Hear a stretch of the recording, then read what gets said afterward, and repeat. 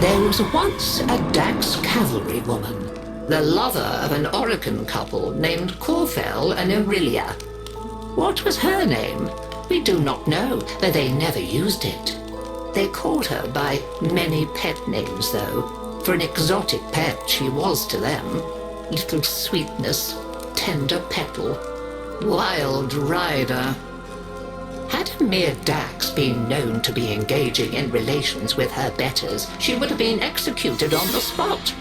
But the couple's power and influence was such that the affair would never be publicly addressed. Still, they feared to use her name, for names have power. Many gifts they gave her, fine armor, rubido rings, and a horse of her own, on the condition that she never ever named it.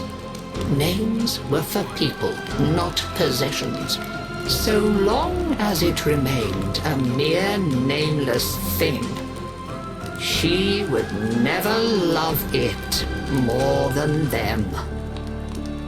But the rider could not bear to deny her friend the simple kindness of a name.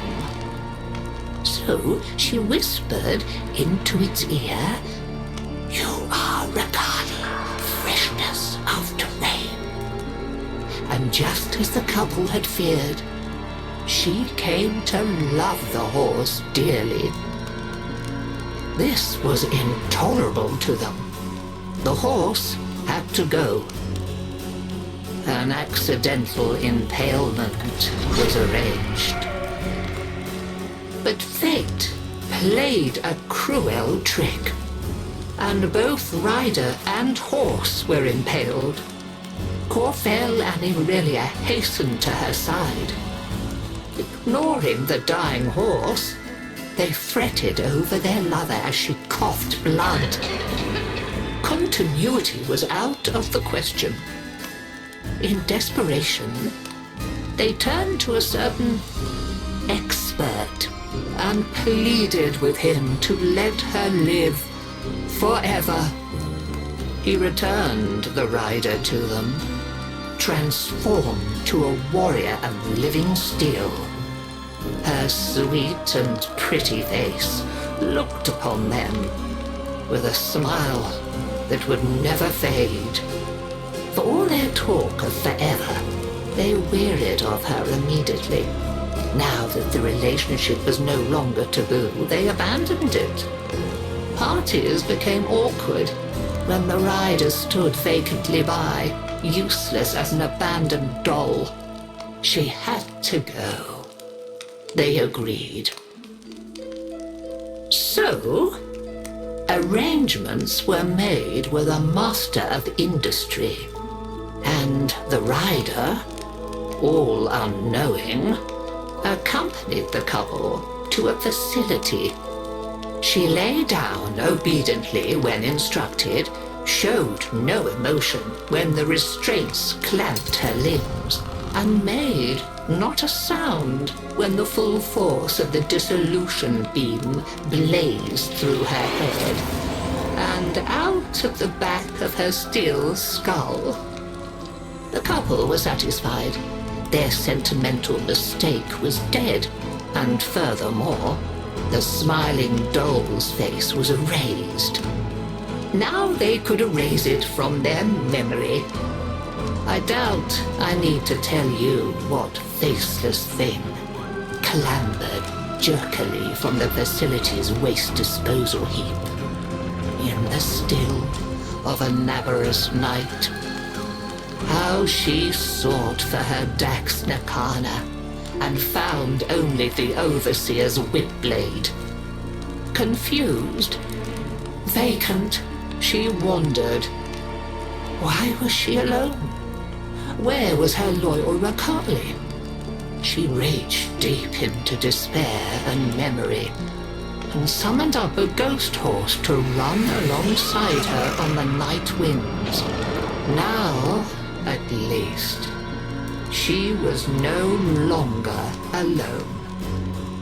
She groped for other memories, came up with hands overflowing glowing with betrayal.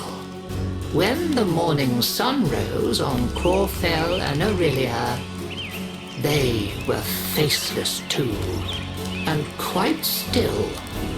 After that, she wandered without purpose, and the legend of the Hollow Rider grew. And so we come to my part in her story. You must understand, dear, that it is terribly bad luck to be out on Navarus with no gift to give a reveler. And yet, that was my plight as I stood, my old bones aching, before the dreadful figure on the road many years ago.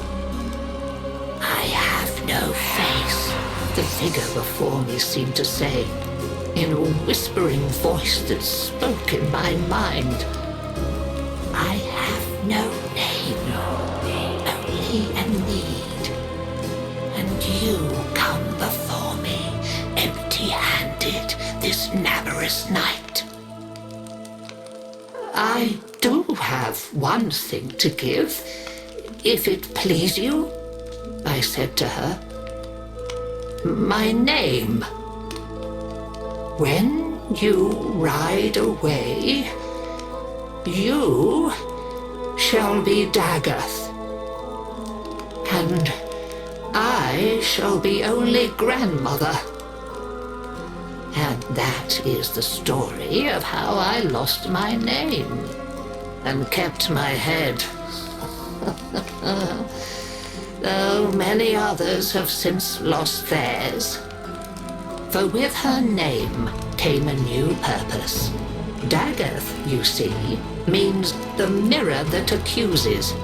They say that none can now look into the gulf where once her face was, without their own sins rising to accuse them, and a swift, sharp sentence following. A happy Navarus to you all.